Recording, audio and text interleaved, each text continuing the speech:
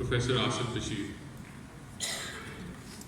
So, in the next 10 minutes, I'll be discussing the introduction, aims and objective and methodology, results and analysis of my study, pre-op and post-op scans you will see, and at the end we will conclude the study. So, as you all know, that cerebellopontine angle is a triangular space bounded anteromedially by pons and posteriormedially by cerebellum and laterally by Pitter's part of the temporal lobe.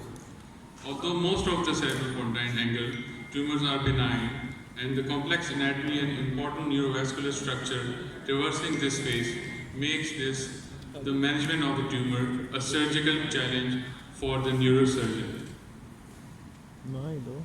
So here you can see how complex the anatomy is. It's a triangular space, all the important vessels, the nerves which are going in and out, and the cerebellum you can see. So this makes a real challenge for the neurosurgeon to operate in this closed space. So talking about the frequency, the percentage of the CP angle tumor in posterior fossa is around 50%, as you can all see the blue area in this pie chart. 80% of the cerebellopontine angle tumor are vestibular schwannomas. The rest of the tumor are meningiomas and very rarely epidermoids. Other rare tumors, as you can all see, that trigeminal schwannomas, facial nerve schwannomas, and metastatic and choroid plexus papillomas. So the aims and objective of my study is to report the efficacy, safety, outcome of the suboccipital retrosigmoid excision of cerebellopontine angle tumor. So talking about the materials and method, this was a retrospective study was performed in the Department of Neurosurgery in Tree at PINS, Lahore. 82 patients of the cerebellopontine angle were operated between June 2016 to September 2018 were included in this study. The patient demographic data, clinical presentation, radiological finding and complications were analyzed. Talking about the methodology, all the patients with CP angle tumor were assessed with respect to age, sex, clinical presentation, imaging and characteristics and resectability. Facial nerve function was graded according to House-Brackmann score, pre-operatively at the time of discharge and follow-up. Pre-operative pure tone audiometry was done to assess the degree of the hearing loss. So the tumor was then categorized according to the SAMI's classification. All patients were operated via suboccipital retrosigmoid craniectomy except for the 6 cases which were operated via translabyrinthine approach. So here you can see a very nice representation of my study showing 85% of the vestibular schwannoma and almost 10% of the meningiomas out of 82 cases. So talking about distribution of tumor according to age, as you can all appreciate that most of the patients are falling in the 3rd and 4th decade of life, and mostly they are vestibular schwannomas. According to sex, if you talk about the distribution, then in my study there was male predominance. About 58% was male and 41% was female. The distribution of cases according to clinical presentation, almost 77 patients, which makes around 93.90 patients were having sensory neural hearing loss, and 25% were having hydrocephalus, and only 48.78% were having facial nerve dysfunction.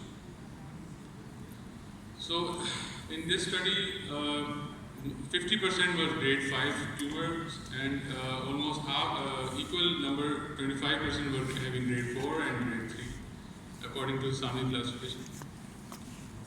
So out of 82 patients, 76%, which makes around 63 patients, were having total resection, and almost 9 patients, which makes around 10.9%, we did the debulking, and 10% we did near total excision of the tumor.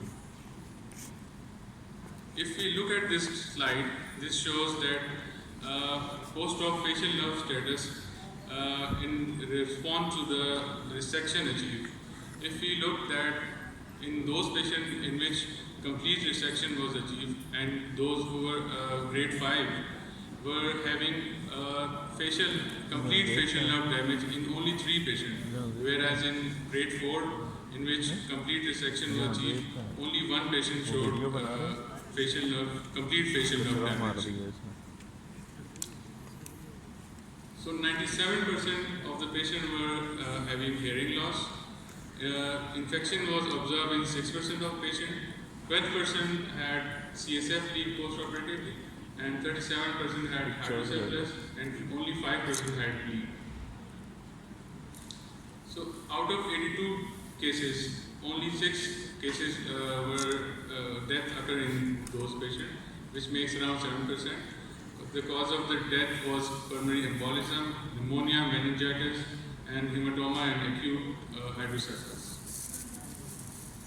So, in this slide, most of the points have already been discussed. I would like to skip this slide.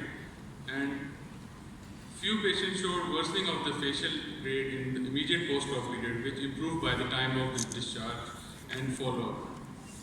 Pre-operative VP shunt was done in 30% of cases of the CP angle with having hydrocephalus. And the total resection was achieved in 76% of the cases. The adherence of the tumor with the brainstem and facial nerve were responsible for subtotal resection in the remaining cases. CSF leak was from the wound side was observed in the 10 cases, and all were managed conservatively. So here are a few CT scan I would like to show you. In this scan, there is a grade 5 tumor, a large tumor on the right side. We did the resection, and this is the CT scan after the resection. Unfortunately, we do not have the MRI due to some affordability issues of the patient, and we did CT scan. This is another scan, huge tumor of almost grade 4. We did the pre-operative VP shunting, and then subsequently we operated the patient, and this is the post-op scan, which shows the almost complete resection. At the end, I would like to conclude my study. The suboccipital retrosigmoid CP angle tumor excision is the approach, is the workhorse for the large, greater than 3 centimeter CP angle tumors. It is effective and safe approach and should be considered as the first line treatment in the patient of population. Thank you very much.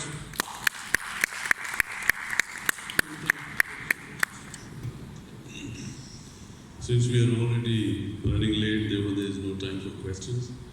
We move on quickly to the second paper of this session, which I hope is the state